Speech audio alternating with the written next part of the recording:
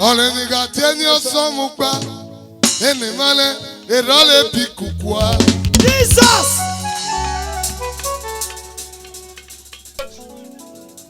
Ole ni gateni osomukpa. Ene male erole pikukwa. Osareme moto erave suwe kelebie. Pulite pubo erave suwe kelebie. Ofele o iloya folo. Ofele o Jesus follow. Follow. Afolala. Osareme moteti. Afolala o. Iloya folo. Abiola amonu okede biale doesn't worry. Ole ni gateni osomukpa. Ene male erole pikukwa. Yes, what? Prophet Ide. Ole ni gateni osomukpa. Ene male erole pikukwa. Abiola. Osareme moto erave suwekele. Pulite pubo baba suwekele nie. Radio. Afolala o Jesus follow. That is Honorable Ologbo Abezi UK. You senior brother, and God go bless you. What's up? Afolala o Jesus follow. Afolala. Follow. Afolala o, iloya follow.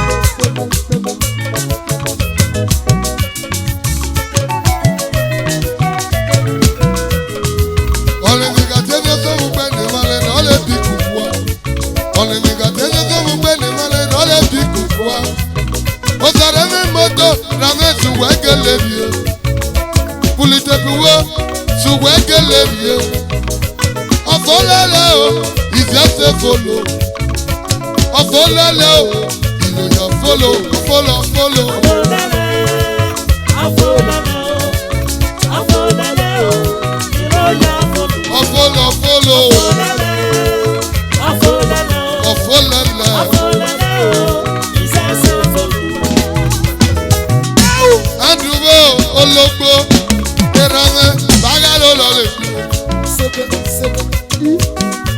Adubo ologbo erame bagalo lole.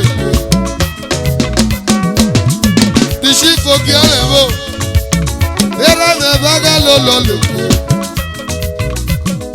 Tishi fogiale mo vendera baba bagalo lole. Kalisi mebo erame o baba bagalo lole. Olówóra. Osare vendera yo baba okelebiye. Kalisi mebo baba me ọmọ nizu mebiare bagalo lole. Ọmọ loje superstar baba ulu nebo bi.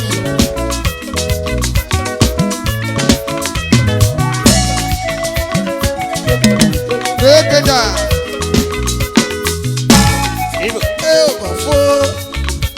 Ọ̀fọ̀ ìjẹ́ o kàfọ́. Ìjẹ́ mi ò kàfọ́. Bàbá o èyí ò kàfọ́. Òsàdé mẹ́mọ́tòs òbí àgìgì mo gbẹ́ jà pa. Àwọn ìmọ̀ràn pàmò mi ò bẹ̀ tó. Àwọn ọmọ mi ò bẹ̀ yìí ké mọ̀.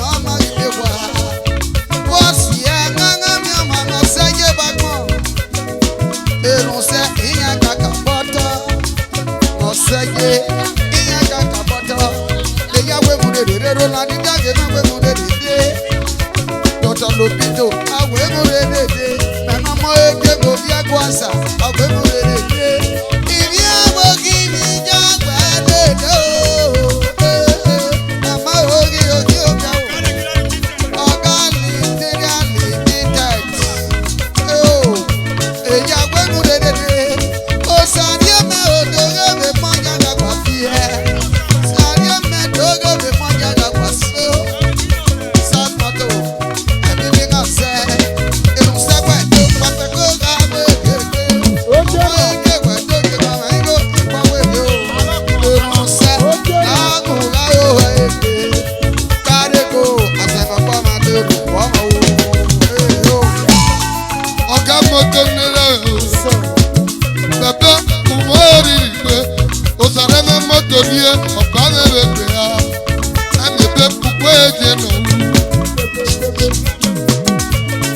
General Kisly, oge na be, ibe biomo, ọ̀nà mọ́wé náà rí torí lo, ẹbí bí náà fẹ́ bàgẹ́ ló lọ lè lo.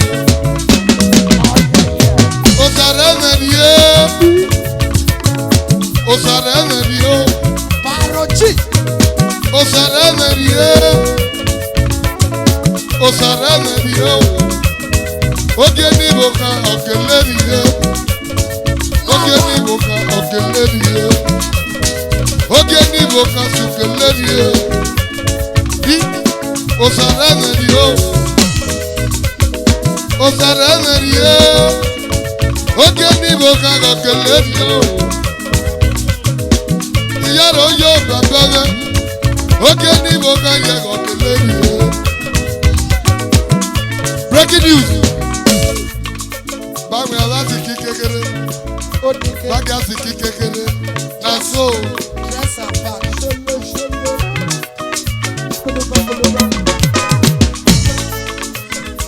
Who did that? 10 sisters. Ẹgbẹ́ rẹ̀ náà ni mẹ́múrò náà. Ẹgbẹ́ rẹ̀ náà wọ́n rí rí. Ẹgbẹ́ rẹ̀ náà ni mẹ́múrò náà. Ẹgbẹ́ rẹ̀ náà wọ́n rí rí. 10 sisters. Uyo. Òsàrẹ́ mi lera mi kéle mi. Uyo. Rachel Gold. Òsàrẹ́ mi lera mi kéle mi. Òjébélébé bó nínú rẹ̀. Òsàrẹ́ mi yára kéle mi. J5. Kisly ojere. Òsàrẹ́ mi yára kéle mi. Aïe, viens.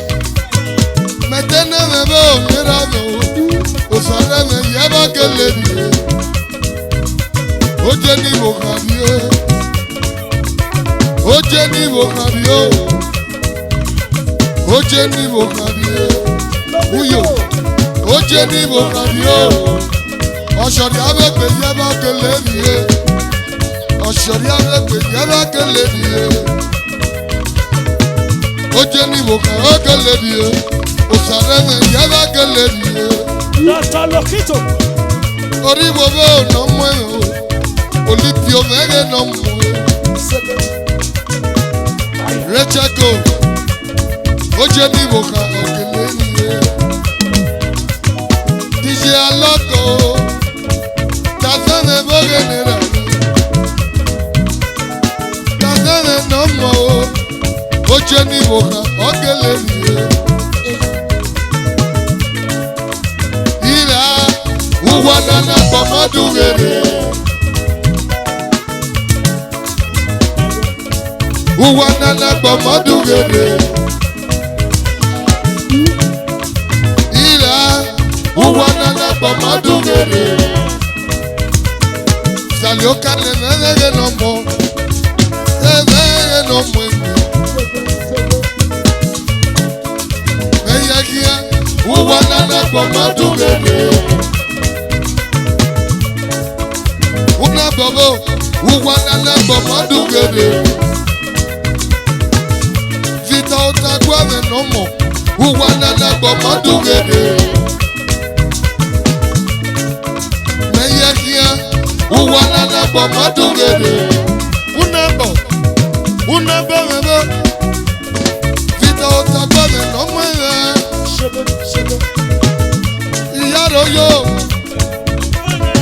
boge ne baba. Mana jeza di boge ni ngome. Mana jeza di boge ni ngome.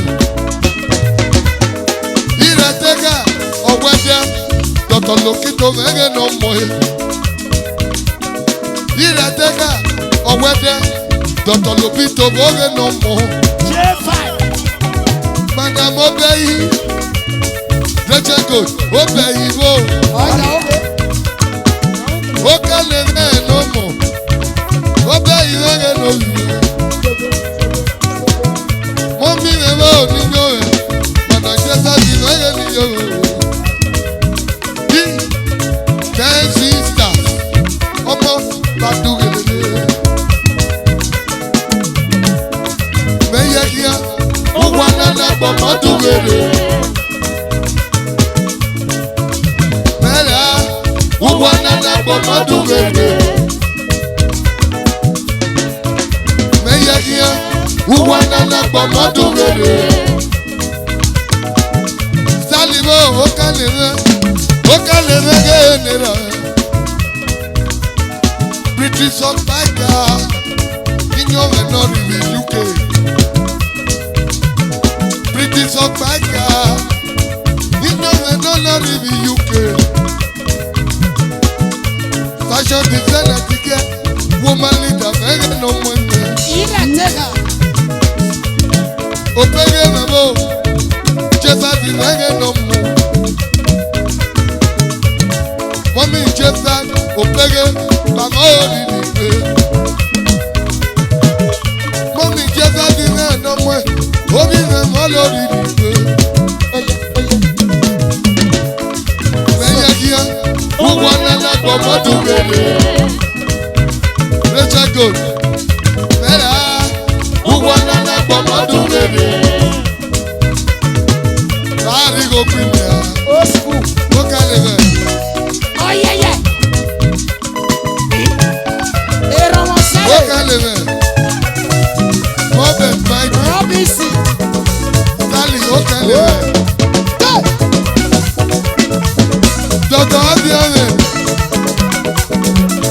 Dr. Abiare. Engineer Who Ladipo. did ya? Kali Okalere. Ari go premier.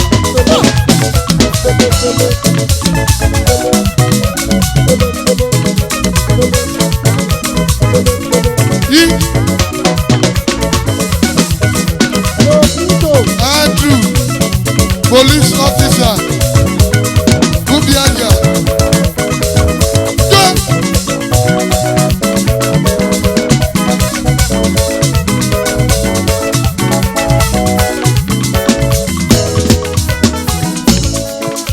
Mera, Uwana na Bomadugere.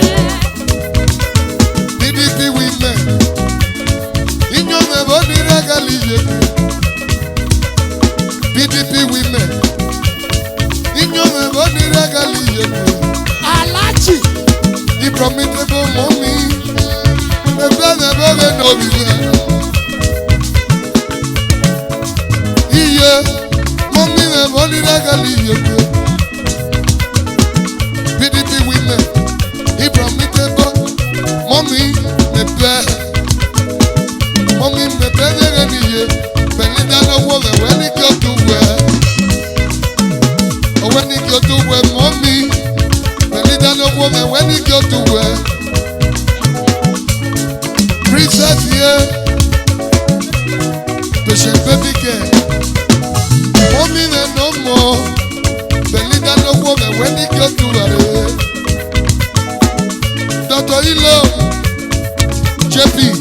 Ena baga le boge no more.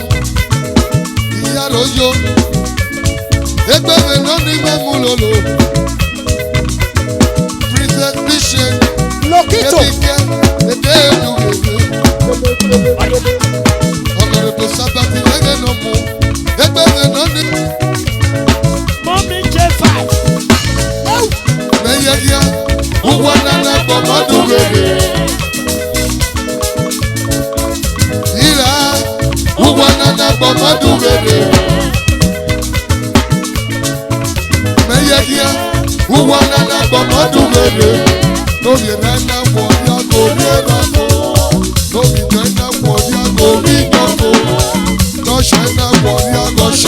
meko. No more na warrior de la meko. No more na warrior de no meko. Uwana na gbomodu rere. Iya o, uwana na gbomodu rere. Dr. Osi, Ogiake, Omi Eboge Miye.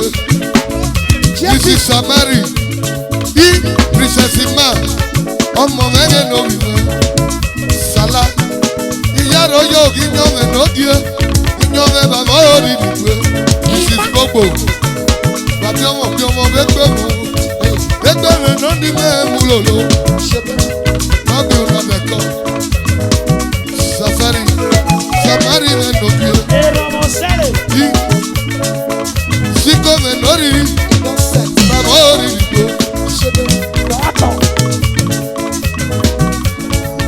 Lala.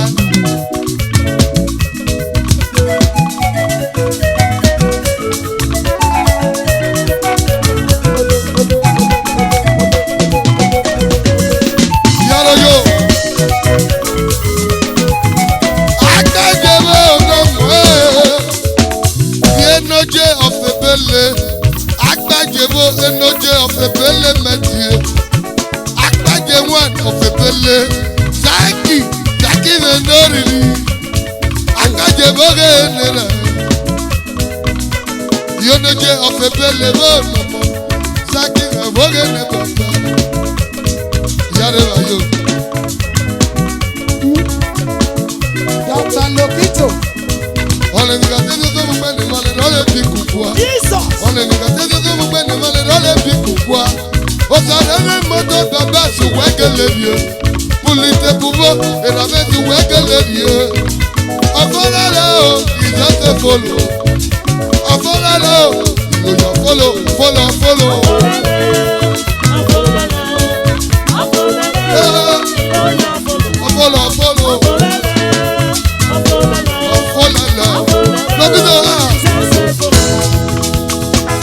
Percussion. From the 7 o'clock.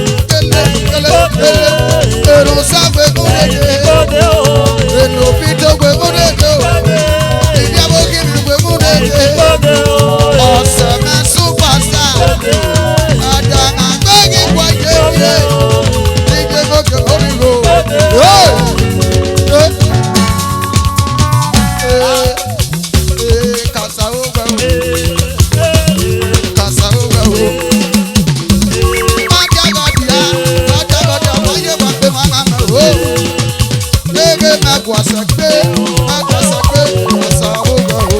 Hey.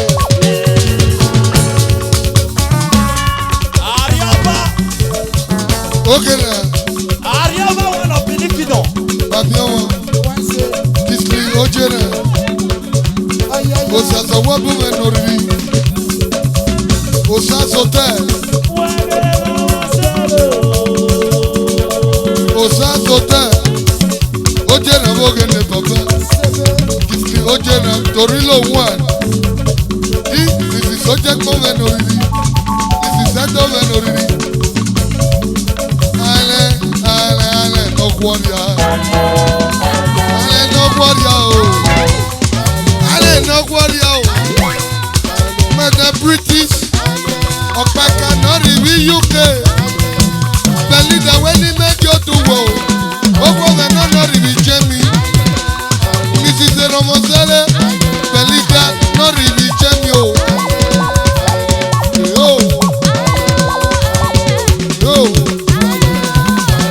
Boge no wiwe, ale no warrior. Ataka one, ale no warrior. Bagia dodo, ale no warrior. Bagia dodo, ale no warrior. Bagia dodo, ale no warrior. Bagia dodo. Warrior, back at the door. As your cousin, wagon over here, as your cousin, what do you do? Vale de Cuevole, Mrs. Romosele. Vale de Cuevole, Mrs. Romosele. Every successful man, Oko, there must be woman. Dr. Hiro Kwekile. Dr. Hiro Kwekile. Bagia Dotoa. President Shakara.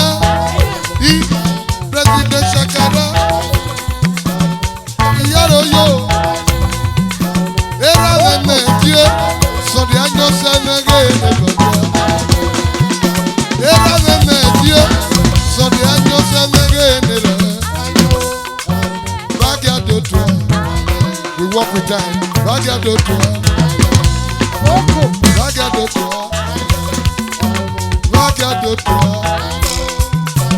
Bagia Dotoa.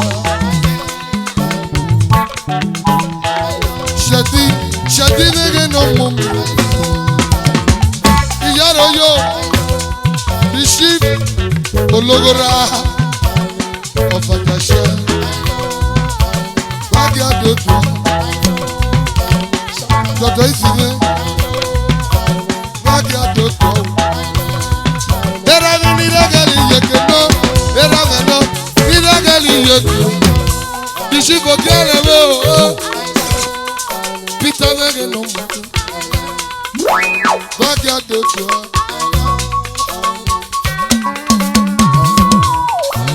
Bagia Dotoa. Bishiko Kiarebo, Okialebo, Okebo. Baba Peter, Wobio.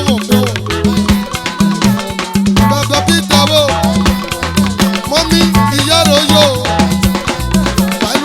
Nezele. Vale de Cuevole. Bawa Oji. Osasi nege no mo. Vale de Cuevole. Mrs. Romosele. Mrs. Piro, Iyaro yo. Vale de Cuevole. Miss Shane, Romosele. Vale de Cuevole.